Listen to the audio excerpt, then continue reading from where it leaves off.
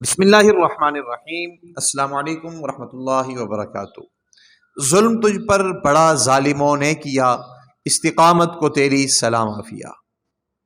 2 مارچ 1972 سندھ کے شہر کراچی میں پیدا ہونے والی پاکستان کی بدقسمت بیٹی کہ جس کو بدنام زمانہ جنرل پرویز مشرف نے محض چند ڈالروں کے عوض امریکہ کو بیچا۔ انسانی اسمگلر جنرل پرویز مشرف نے صرف عافیہ صدیقی ہی نہیں بلکہ آپ کے شیرخوار بچے اور آپ کے دیگر بچوں سمیت آپ کو پاکستان سے اغوا کروا کر امریکہ کو بیچا۔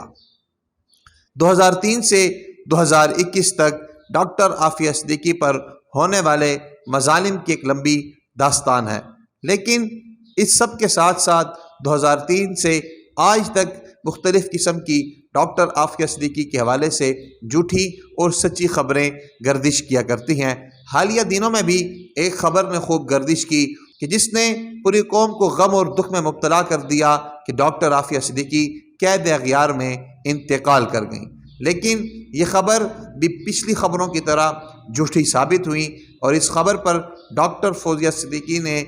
اپنا موقف دیتے ہوئے یہ کہا کہ عافیہ صدیقی کے حوالے سے ہمارے پاس کوئی ایسی خبر نہیں ہے، بلکہ پچھلے 4 سالوں سے ہمارا ڈاکٹر عافیہ صدیقی سے کسی قسم کا رابطہ نہیں ہے۔ انہوں نے اپنے میسج میں وزارت خارجہ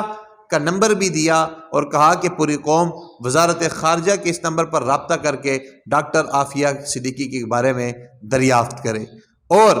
ساتھ ساتھ انہوں نے اس قوم سے یہ بھی مطالبہ کیا کہ خدا را ایسی خبروں کے پھیلانے سے گریز کریں جن خبروں کے پھیلانے سے ان کے خاندان کے دکھ، درد اور غم میں مزید اضافہ ہو۔ اللہ رب العزت سے دعا ہے اللہ رب العزت رمضان کے طفیل، رمضان کی ان بابرکت سعادتوں کے طفیل ڈاکٹر عافیہ صدیقی کو رہائی نصیب فرمائے اور آپ کو اپنی حفظ و امان میں رکھے۔